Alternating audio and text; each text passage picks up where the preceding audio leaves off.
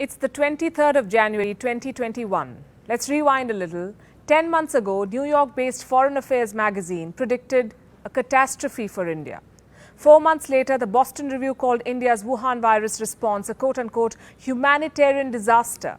In August 2020, the Scientific American claimed India is in denial about the COVID-19 crisis. The BBC was quick to declare that New Delhi is staring at a disaster. This headline is now 3 months old. The pandemic in India, more than 10 months old. A year and a month have passed since the first case of the Wuhan virus was reported in China. A year and 10 days since the first case was reported outside China. Look at what the BBC has to say now.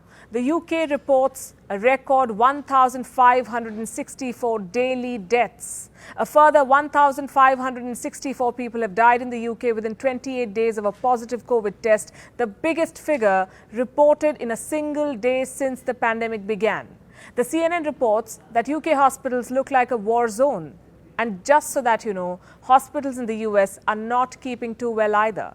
Over 24 million people have been affected in the United States so far. That's more than 25% of the global caseload. Hospitalizations are up in Hawaii, Kansas, New Jersey, Kentucky, Pennsylvania, Vermont, and Maine. California is the new hotspot. And the West as a whole is all over the place. India, on the other hand, appears to have got a grip on the Wuhan virus pandemic. Cases have fallen to the lowest since June 2020. So much for the doomsday predictions. As we speak, India is also driving the world's largest vaccination program. 1.3 billion people are slated to be immunized. 1.04 million people have been vaccinated as of the 22nd of January. By July this year, India plans to vaccinate at least 300 million people. That's almost the entire population of the United States. India has trained 200,000 vaccinators, 370,000 team members, ready 29,000 cold storages, and India is not done yet. India is not just vaccinating its own, but also nursing the neighborhood back to health. India's vaccine diplomacy is what we will focus on this episode of Gravitas Plus. Hello and welcome. I'm Palki Sharma Upadhyay. As we speak, Indian vaccines have reached these countries. India gifted 150,000 doses of Wuhan virus vaccines to Bhutan. The consignment landed on the 20th of January. 100,000 doses of the Covishield were gifted to the Maldives. 1 million doses of the vaccine were gifted to Nepal on the 21st of this month. On the same day, an Air India flight carrying 2 million doses of Covishield also landed in Bangladesh. On the 22nd of January, Indian vaccines reached Myanmar, Seychelles, Mauritius, Brazil and Morocco. Myanmar received 1.5 million doses, Seychelles 50,000. All of these were free of cost. Sri Lanka and Afghanistan are next on the list. India is looking to donate around 10 million doses of vaccines. The jabs will cover healthcare providers, frontline workers and the most vulnerable people in these countries. This is India's hashtag, Vaccine Maitri. Now just take a moment and think about this. The world's so-called developed nations are focused on their own problems, overwhelmed by the pandemic, while India is nursing other countries back to health. Even in times of a deadly pandemic, India is looking at her neighborhood first and healing the region with the highest population density.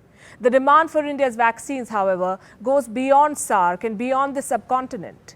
Brazil and Morocco have just received their shipments under commercial agreements. Brazil bought 2 million doses of Indian vaccines, as did Morocco. The UK and Belgium have shown interest in buying vaccines from India.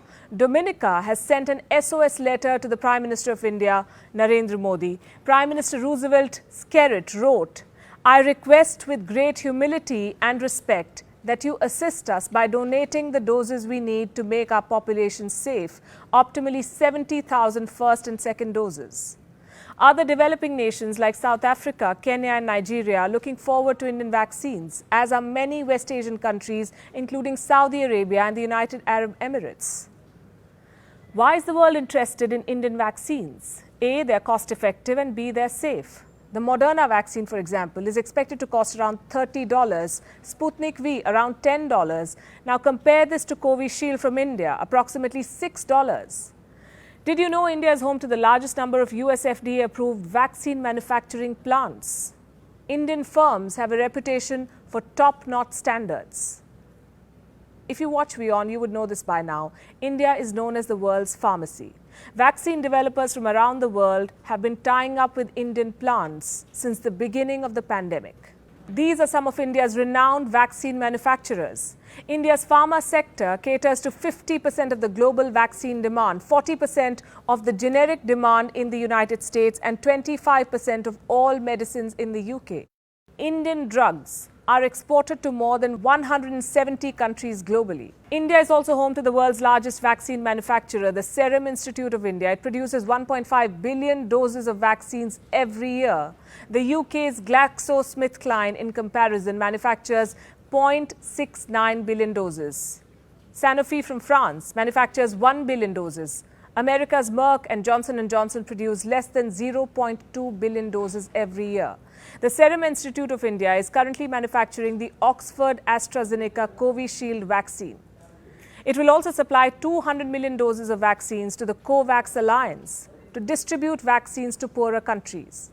India is ensuring equitable distribution of vaccines. As India's Prime Minister said, India is ready to save humanity with 2 made-in-India vaccines. India's vaccine diplomacy, on the other hand, will generate goodwill with the world. Bill Gates recently posted this. It's great to see India's leadership in scientific innovation and vaccine manufacturing capability as the world works to end the COVID-19 pandemic. Even WHO Chief Dr. Tedros heaped praise on India. Let me quote, "India continues to take decisive action and demonstrate its resolve to end COVID-19 pandemic as the world's largest vaccine producer. It's well placed to do so." It looks like the praise did not go down too well with China. One day after Dr. Tedros' testimony, China's mouthpiece, the Global Times, published this article. Don't go by the headline, read the text below. India hopes to counter the international influence of Chinese vaccines, even if China has always set its own pace and has no intention of competing. You see, China has a limitless checkbook. India has a robust infrastructure for vaccine manufacturing. While China tries to buy support, India is enhancing its global influence by extending support. China wreaked havoc in Nepal. India is healing Nepal. China debt-trapped Sri Lanka. India is trying to free Colombo from the clutches of the pandemic. China lied to Bangladesh about 110,000 doses of free vaccines. India sent 2 million doses of vaccine to Dhaka for free and without any clauses attached. China haunted the Maldives with repayment notices in the middle of the pandemic. India, on the other hand, is helping the country kickstart its tourism-driven economy by vaccinating the population. It is the first country to offer free vaccines to multiple nations. China had promised free vaccines to Myanmar, Cambodia and the Philippines. Last we checked, it remains just a promise. The truth is, the world is turning away from Chinese vaccines, like all things Chinese. The developed countries of the West are turning isolationist. India is slowly but surely stepping into a leadership role here and displaying compassion, the kind of which has never been seen before. Look at what Bhutan's Prime Minister, Dr. Lotay Tshering, had to say. It is of unimaginable value when precious commodities are shared even before meeting your own needs, as opposed to giving out only after you have enough. Maldivian President Ibrahim Soli called India's vaccine consignment the most generous gift. Nepal's Prime Minister KP Sharma Oli posted this. He said Nepal appreciates the gesture from a friendly neighbor. Bangladesh's Prime Minister Sheikh Hasina has also thanked India's Prime Minister Narendra Modi. Without India, there won't be enough vaccines to save the world. This is from the director of the London School of Hygiene and Tropical Medicine. He said this as early as July. While the world blocked export of essential medicines, India supplied hydroxychloroquine, HCQ, remdesivir and paracetamol tablets. New Delhi also exported diagnostic kits, ventilators, masks, gloves and other medical supplies. India provided training to its neighborhood, and now India is saving the world with its vaccine. Because here is one thing that India believes in. Vasudhaiv Kutumbakam, as we say. The world is one family. Gravitas Plus, co-presented by Skoda. Simply clever.